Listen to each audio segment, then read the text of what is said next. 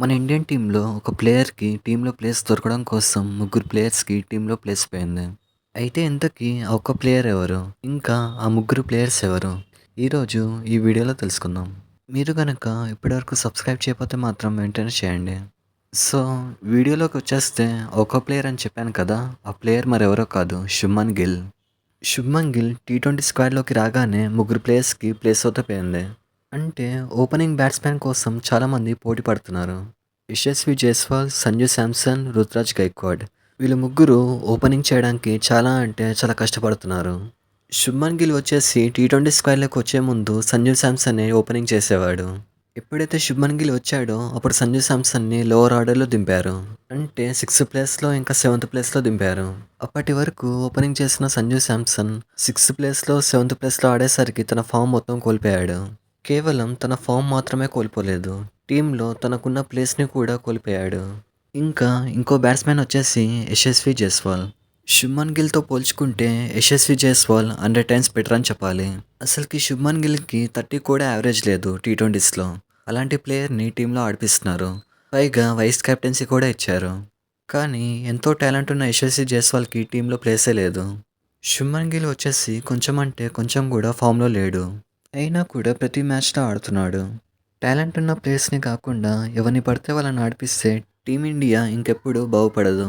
ఎవరు పడితే వాళ్ళు ఆడుతున్నంత కాలం మిడిల్ క్లాస్ వాడు టీమిండియాకి ఎప్పుడు ఆడలేడు. కేవలం యశస్వి జైస్వాల్ మాత్రమే కాదు, రుతురాజ్ గైక్వాడ్ కూడా అదే జరిగింది.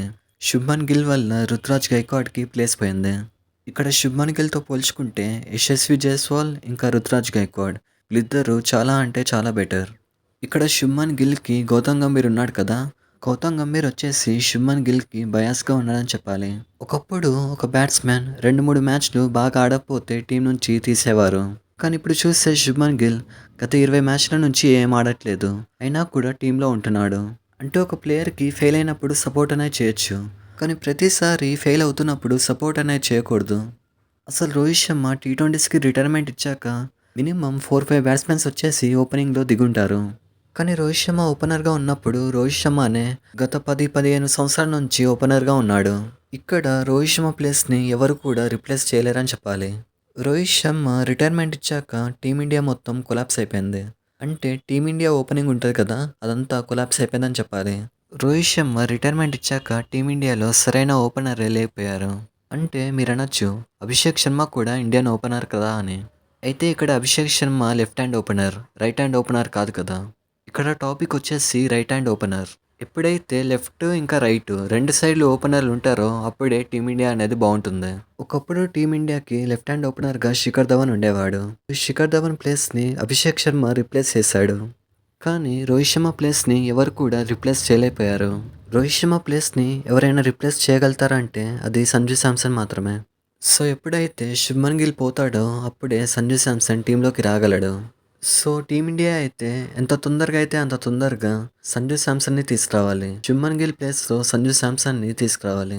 అప్పుడే మన టీమిండియాకి రైట్ హ్యాండ్ ఇంకా లెఫ్ట్ హ్యాండ్ అనేది సెట్ అవుతుంది. అంటే సంజు శాంసన్ మాత్రమే కాదు, యశస్వి జైస్వాల్ ఇంకా రుతురాజ్ గైక్వాడ్ వీళ్ళిద్దరిలో ఒకరు కూడా కావచ్చు. సో ఇది మ్యాటర్. ఈ సిచ్యుయేషన్ అయితే మన టీమిండియాలో ఇప్పుడు అవుతూ ఉంది. అలాగే ఈ గౌతమ్ గంభీర్ ఉన్నాడు కదా! గౌతమ్ గంభీర్ వచ్చేసి ప్లేయర్స్‌కి బయాస్‌గా ఉండడం ఆపాలి. వీడియోని చూసి వెళ్ళే ముందు మీరైతే సంజు శాంసనా, యశస్వి జైస్వాలా లేకపోతే రుతురాజ్ గైక్వాడా వీళ్ళు ముగ్గురులో ఎవరైతే టీమిండియన్ ఓపెనర్‌కి బావుంటారో కామెంట్ చేయండి. ఇలాంటి మరిన్ని వీడియోస్ కోసం లైక్ చేయండి, షేర్ చేయండి, సబ్స్క్రైబ్ చేయండి. Thank you.